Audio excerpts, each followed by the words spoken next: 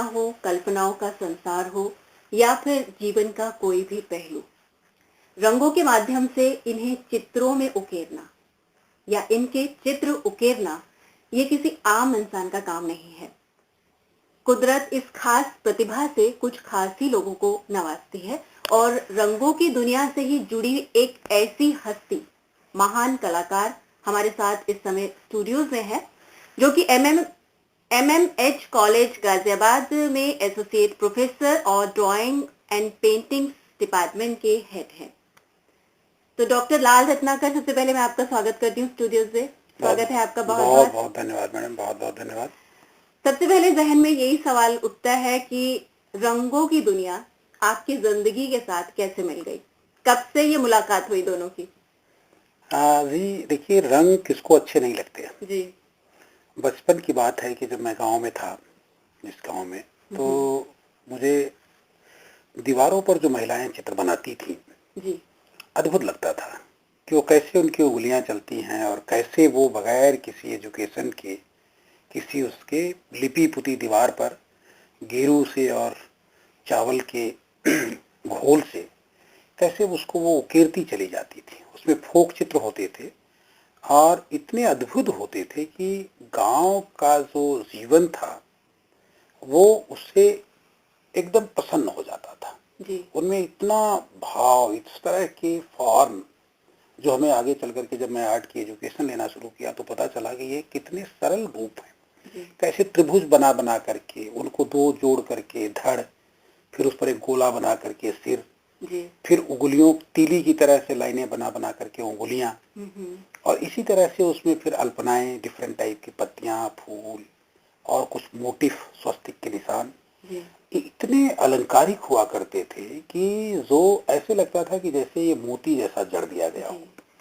तो वहीं से मुझको भी ये प्रेरणा मिली कि मैं अपने जीवन में इस तरह की रेखाएं खींचूं। कई बार गलती से उनके इंस्ट्रूमेंट उठा करके मैं भी चलाता था तो डांट भी पड़ती थी, अच्छा नहीं बनता था जिस तरह से बनना चाहिए।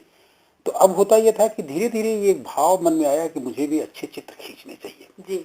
जब भी मौका मिलता था, गेरू से, काजल से या कोयले से या खड़िया मिट्टी से, जब भी जैसा मिल जाता था, जैसा वातावरण होता था, जिस तरह का परिवेश, दीवार होती थी, उस तरह की लाइनें खींचता था। तो धीरे धीरे एक एप्रिसिएशन आने लगा कि अच्छी ड्राइंग है, बहुत अच्छी ड्राइंग खींच लेते हैं, बहुत अच्छी ड्राइंग खींच लेते हैं। लेकिन वो दौर था, ये मैं बात आपको बता रहा हूँ कि लगभग 60s के आसपास, 60 और 70 के बीच का दौर था। तो आप मतलब जो आपकी कृतियां होती थी उस वक्त, तो आप मन ही मन अपने आप को एनकरेज करते थे, अप्रिशिएट करते थे, या कभी आपकी उस रचना को देखकर किसी और ने भी, आसपास के लोगों ने भी आपको सराहा हो? हाँ, बेशक बेशक। उन चित्रों को देख करके मुझे याद है कि उस समय जब गांव में किसी भी तरह के चित्र की बात आती थी, जी हाँ, कि कोई चीज, कोई घोड़ा बनाना है, पढ़ाई लिखाई के लिए किसी का चित्र बनाना है, तो ये कहा जाता था कि ये फला अच्छा बना सकते हैं। अच्छा। फूल पत्तियों के लिए उस समय लड़कियां होती थी जो गांव में फोक के बहुत सारे पंखे, मौनी, भौकी, तो उनके लिए एक बेसिक आधार चाहिए। सारे आर्टिस्ट नहीं होते लेकिन वो कढ़ाई कर सकते हैं, बुनाई कर सकते हैं। तो कई बार उनका आग्रह होता था कि एक तोते का चित्र इस पे बना दीजिए, एक फूल का चित्र बना दीजिए। तो वो बड़े बनाने में बड़ा आनंद आता था। तब ढूंढा जाता था और पता चलता था कि फिर उसमें वो धागों से कढ़ाई कर रही हैं, फिर उसमें या किसी तरह के रंग लगा करके उसे और रंग रहे हैं। तो बेसिकली वो जो उसका स्वरूप आता था वो बहुत ही सुंदर होता था और उससे फिर प्रशंसा, और धीरे धीरे ये प्रशंसा मिलने लगी। यद्यपि घर परिवार के लोग चाहते थे कि मैं साइंस पढ़ करके डॉक्टर बनूं, लेकिन रुझान कला की तरफ थी। तो बेसिकली साइंस की क्लास में भी बैठा रहता था तो भी कुछ चित्र बनाता रहता था, कुछ बनाता रहता था। अंत में ये सब लोग आज ही जा करके मुझे चित्रकला की तरफ, चित्रकला की शिक्षा की तरफ ही भेज दिए। मैंने गोरखपुर यूनिवर्सिटी से ग्रेजुएशन किया, देन कानपुर यूनिवर्सिटी से एमए किया मैंने ड्राइंग पेंटिंग में। पीएचडी मैंने बनारस हिंदू यूनिवर्सिटी से की और प्रोफेसर आनंद कृष्ण के अंडर में। उस समय उनके फादर राय के दास भी जिंदा थे जिन्होंने मेरा विषय चुना, पूर्वी उत्तर प्रदेश की लोक कला। तो मैं यही जानना चाहूंगी कि जैसे ग्रामीण परिवेश ने और वो जो चित्र बनाती महिलाओं ने आपको इस तरफ आपका रुझान पैदा किया, कुदरती तौर पर भी वो टैलेंट, वो प्रतिभा आपके अंदर मौजूद थी, तो एक इंसान को जब वो ड्राइंग के क्षेत्र से, पेंटिंग के क्षेत्र से, रंगों की दुनिया से जुड़ता है तो उसमें शिक्षा उसी क्षेत्र में और प्रशिक्षण की कितनी जरूरत होती है?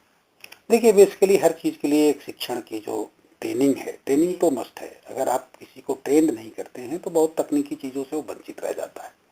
हमको भी कई बार महसूस होता था जब हम अपने चित्र बनाते थे, तो हम जो बना लेते थे हमारी वही जानकारी होती थी और लगता था कि हम ये कर पा रहे हैं। लेकिन जो रियल है, जैसे भारतीय चित्रकला की अगर आप बात करें, यहाँ थोड़ा सा मैं भारतीय चित्रकला पे बताना चाहूंगा कि हम जब तक अपनी कला को नहीं समझते, जैसे फोक आर्ट की बात आपको मैंने बताई, तो हमारे पूरे देश में डिफरेंट टाइप के फोक आर्ट हैं, कहीं मधुबनी है, कहीं कुछ है, कहीं कुछ है, कहीं कुछ है। ठीक उसी तरह से हमारी भारतीय कला है। भारतीय कला के कुछ मानदंड हैं, रेखा प्रधान, दो माप वाले प्रतीकात्मक चित्र। आपने देखा होगा बनी ठनी की बड़ी बड़ी आंखें, कान तक जाती हुई, पतली सी कमर। क्या वैसा कभी समाज में दिखाई देता है? किसी की आंख को अगर आप कान तक ले जाएं तो वो तो राक्षस जैसा आंख हो जाएगा। पतली पतली उंगलियां, नुकीली नाक और डिफरेंट टाइप की चीजें। ये हमको भी उस समय नहीं समझ में आता था, लेकिन जब हमने इसकी पढ़ाई करी, शिक्षा प्राप्त की, तो पता चला कि ये तो प्रतीक है, सौंदर्य के प्रतीक है। बड़ी आंख तो सौंदर्य की प्रतीक है, नुकीली नाक भी सौंदर्य की प्रतीक है, उंगलियां भी। ऐसे ही बहुत सारे ऐसे एलिमेंट हैं जिन्हें हम जब तक एजुकेशन नहीं पाते तब तक हमें पता नहीं चलता। कह सकते और हैं कि उस कला की बारीकियों को जानना बहुत जरूरी है। एग्जैक्टली। तो ये चीजें जब समझ में आने लगी, पता चलने लगा, तो फिर हमने अपने चित्रों में भी उनका इस्तेमाल करना शुरू किया। अब एक और बात मैं आपको यहाँ बता दूं कि ऐसे ही चित्रों के साथ मेरी जो चित्र की प्रक्रिया थी, चित्र का जो प्रोसेस था, सीखने के प्रोसेस में तो बहुत चीजें आई, पेड़ पौधे, फूल, पत्तियां, स्त्री पुरुष, वास्तु, नाना प्रकार की चीज। लेकिन यहाँ पर फिर मेरा वो फिर बचपन का दिन याद आया, उन महिलाओं का जो चित्र बनाया करती थी। उनका मैं बड़ा ऋणी था। एक तरह से मैं कह सकता हूँ कि उन महिलाओं का मैं बड़ा ऋणी था जिन्होंने मुझे कला के प्रति प्रेरित किया था। मुझे लगा, और फिर मैंने प्रेमचंद को पढ़ा साहित्य में। प्रेमचंद में महिलाओं की जो दशा थी, हम जो पीएचडी कर रहे थे, तो फोक आर्ट में पीएचडी कर रहे थे, उस समय जिन महिलाओं को हमने देखा, और जनरली जो हमारा फोक आर्ट है पूरा, वो उसकी पूरी संवाहक है, जैसे पूरा का पूरा उन्हीं की जिम्मेदारी है। वही उसको एक पीढ़ी से दूसरी पीढ़ी तक ले जाती है। चाहे अपने ऊपर उनको इस तरह की अलंकारिकता करानी हो, गोदना, महावर, विद्या या डिफरेंट टाइप की चीजें। पुरुष को आप नहीं पाएंगे कि पुरुष इस तरह की छोटा मोटा वो कहीं गोदना हो गया या कुछ हो गया तो इस तरह की चीजें। लेकिन स्त्री जो है, मुझे लगा कि ये कितनी संवाहक है इन कलाओं की, बनाती भी है, अपने ऊपर ये अधिकार भी देती है कि पूरी की पूरी उनकी बाहें, मेरी माँ की भी पूरी की पूरी बाहों पे गुदना गुदा हुआ है। मैं जब पीएचडी कर रहा था, मैं मिर्जापुर, बनारस और जगह जगह जाता था, कुछ ट्राइबल्स में भी गया, तो उनके हर अंग के हर हिस्से पे जितने भी आभूषण आप पहनते हैं आज के दौर में, वो पहले गुदने का वहां स्वरूप हुआ करता था। फिर शास्त्रों में जाकर के देखा तो किस तरह से उसका जिक्र है, उल्लेख है। हम जब इस पे और गहराई से गए तो जो चाइना का एक्यूपंक्चर है, जिससे एक स्वास्थ्य के लिए और तमाम चीजों का वो किया जाता है, वो तो इंडिया में बहुत पहले से चलन में है। महिलाओं में हमारे यहाँ मान्यता है कि अगर वो विवाह से पूर्व उन्हें गुदना नहीं गुदाया गया है तो अपवित्र मानी जाती है।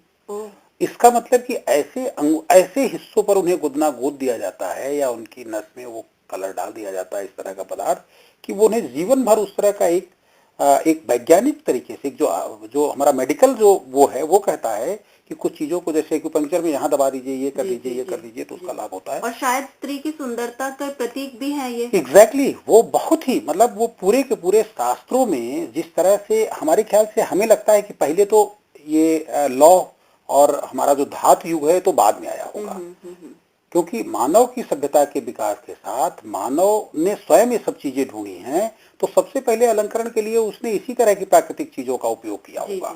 और वहीं से, जैसे वो गले में अगर हुमेल टाइप का गुदना गुदा रहा है, बाह में मतलब वो कंगन या बाजूबंद करा रहा है, पैरों में भी इसी तरह का करा रहा है, कमर पे आप आश्चर्य करेंगे, मैंने ट्राइबल्स में कमर पे देखा उनके गुदना गुदा हुआ, और गले की इस ऊपर पूरा का पूरा भरा हुआ, बाहें पूरी की पूरी ऐसे बाजूबंद। डॉक्टर लाल, मैं यहाँ पर ये आपसे जानना चाहूंगी कि प्रेरणा बहुत बार हमें मिल जाती है कहीं ना कहीं से, और सीखना भी हमारा शुरू हो जाता है, शिक्षण भी बहुत सारे इंस्टीट्यूट खुले हुए हैं। तो क्या प्रेरणा से और सीखने से किसी इंसान को कलाकार बनाया जा सकता है? देखिए, मेरा अपना जो मानना है इसमें दो चीजें हैं। इसमें एक तो बड़ी जबरदस्त चीज होती है जो आपकी समझ होती है, इमोशन होता है, भाव होता है जी। और एक मुझे इस समय जब आपने ये बात कही तो एक बहुत अच्छे कवि की याद आ रही है, पंडित कन्हैयालाल मिश्र, या वो क्या नाम उनका, वो मध्य प्रदेश के मुख्यमंत्री भी रहे, पंडित द्वारिका प्रसाद मिश्र। अरे ये पंडित द्वारिका प्रसाद मिश्र ये साहित्यकार और बड़े कवि रहे हैं और वो मुख्यमंत्री भी रहे। उन्होंने एक कविता कही है, 2 लाइनें हैं, सुने आप, बहुत अच्छा लगेगा। कलाकार देता नहीं युग धारा का साथ, बहती गंगा में नहीं धोता है वह हाथ। मैंने हाई स्कूल के आसपास कादम्बिनी में उनकी ये लाइनें पढ़ी थी, मिश्र शतक में, और वो आज तक मुझे बहुत प्रेरणा देती है। अगर कोई रचनाकार ईमानदार नहीं है, कोई कलाकार, किसी भी तरह का कलाकार, तो निश्चित रूप से उसकी कला ईमानदार नहीं होगी, उसमें वो लालित्य नहीं होगा, सौंदर्य नहीं होगा, कहीं ना कहीं बेईमानी, घपला, घोटाला या इस तरह की बदमाशियां होंगी। ट्रेनिंग चाहे जितनी दे दी जाए जी, लेकिन जिसको आप ट्रेंड कर रहे हैं, जब तक उसमें जुगुप्सा नहीं होगी, उसमें अगर एक अंदर से एक भाव नहीं है, जहन में उसके नहीं, हम अगर प्रतिभा से जोड़ दें कि कुदरती तौर पर जिन लोगों में ये टैलेंट है उन्हें आप बढ़ा सकते हैं। जी हाँ, आप देखें कि जो जितनी भी हमारी बीज होना चाहिए एग्जैक्टली, और ये सारी चीजें तो हमारे देश में जो परंपरागत कलाएं जितनी भी हैं उनके लिए कोई इंस्टीट्यूट तो थे नहीं, वो तो गुरु शिष्य परंपरा में जिसमें भी हुनर है, जिसको भी शरण में आया उसको सिखा दिया, वो चाहे नृत्य का हो, संगीत का हो, चित्र का हो, मूर्ति का हो, कोई भी विधा हो, उसमें गुरु शिष्य परंपरा मुझे लगता है कि कहीं ज्यादा सार्थक थी और ज्यादा वो अपने देश को, अपनी कल्चर को, अपनी संस्कृति को आगे ले जा सकती थी। हम अब जब इंस्टीट्यूशनल एजुकेशन की बात करते हैं तो इंटरनेशनल ग्लोबलाइजेशन की बात होती है, लेकिन उसमें मेरा क्या हिस्सा है जी?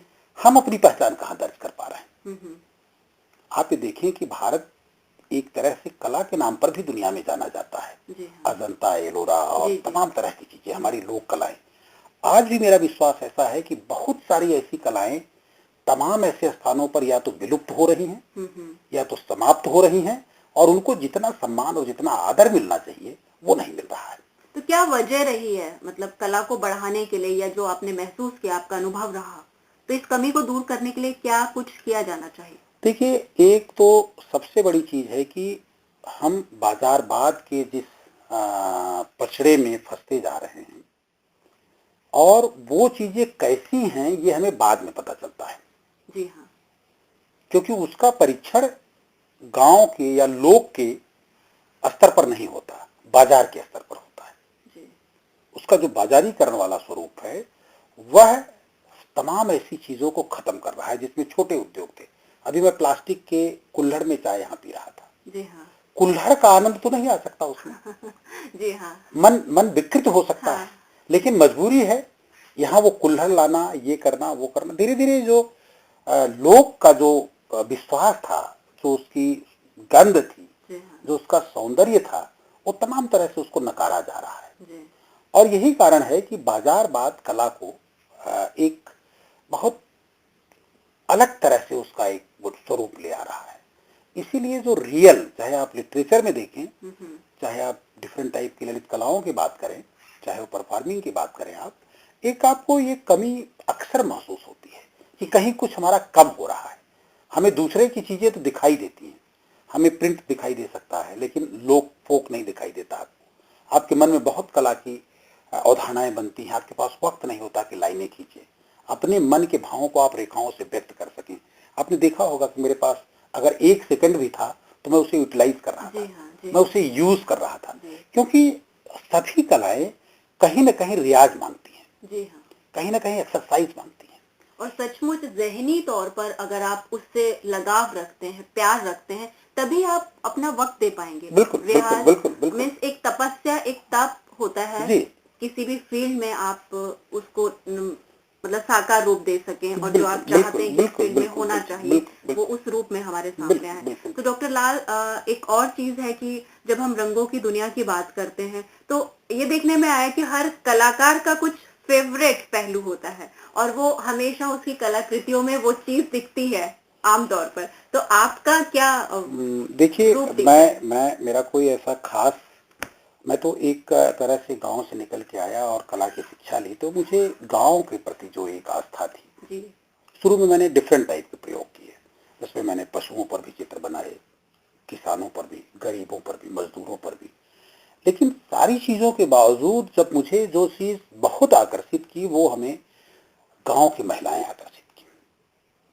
और आप विश्वास नहीं करेंगे, जब भी कोई गांव की औरत देखता है, कोई भी व्यक्ति, तो वो उनको पहचान जाता है कि रत्नाकर ने, चाहे वो रेखांकन किया होगा और चाहे जिस पत्र पत्रिका में कहीं भी आपको मेरी पेंटिंग नजर आएगी तो वो निसंदेह कह देता है कि रत्नाकर के चित्र। तो ग्रामीण परिवेश की महिलाएं ही होती हैं या उनसे जुड़ी हुई बातें, उनकी समस्याएं भी आप उजागर करते हैं? वो उनके, केवल उनकी शकल नहीं, उनका रूप नहीं, आकार नहीं, उनका जीवन जी।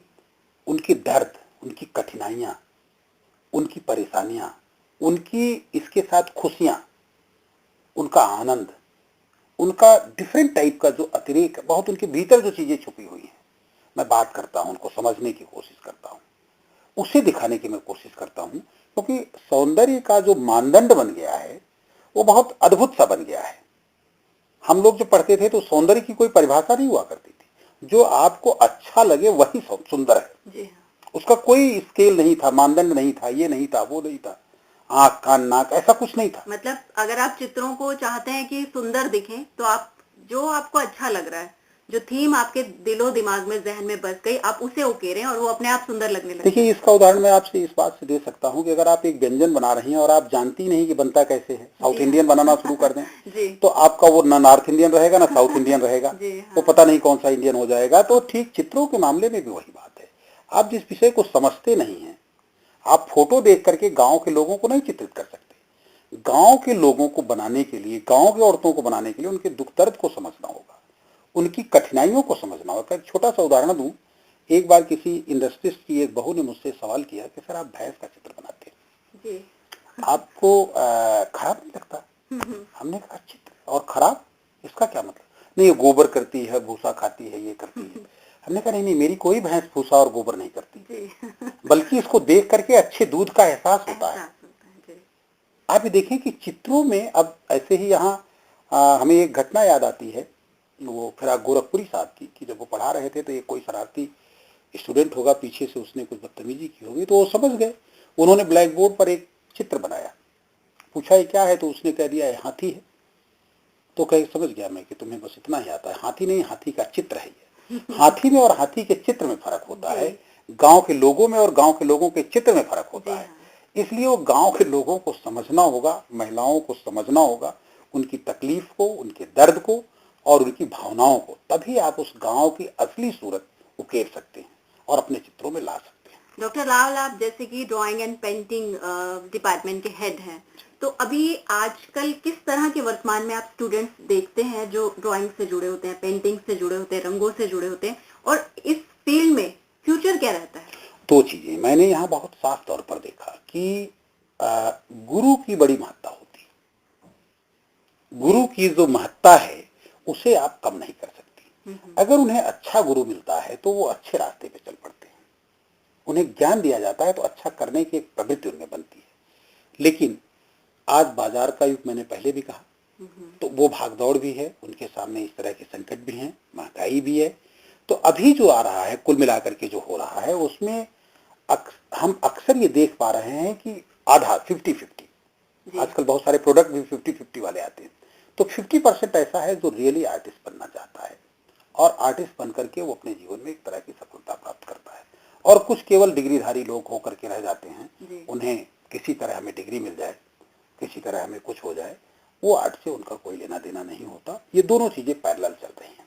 तो आज के जो उभरते हुए कलाकार हैं उनके लिए आपका क्या संदेश रहेगा? मुझे निश्चित रूप से मैं ये कहूंगा कि देखिए, प्रैक्टिस, जी हाँ, रियाज किसी भी चीज को महान बनाता है, किसी भी विधा को, किसी भी सब्जेक्ट को, किसी भी उसके लिए तो मैं कहूँगा कि वो अपने हाथों को मजबूत करें, अनुकरण न करें, नकल न करें, बल्कि प्रैक्टिस करें, ऑब्जर्वेशन करें और चीज़ों को देखें और देख करके रियल चीज़ों को देख करके बनाएं, भावों तक पहुंचने की कोशिश करें। यही मेरा उनके लिए संदेश है, नई पीढ़ी के लिए यही संदेश है। डॉक्टर लाल रत्नाकर, आपके माध्यम से हमने रंगों की इतनी खूबसूरत प्यारी सी दुनिया की सैर की। आपने अपना इतना कीमती वक्त हमें दिया, आपके बहुत बहुत शुक्रिया। थैंक यू मैडम, बहुत बहुत धन्यवाद। आपको भी, आपने मुझे बोलने का मौका दिया। Thank you.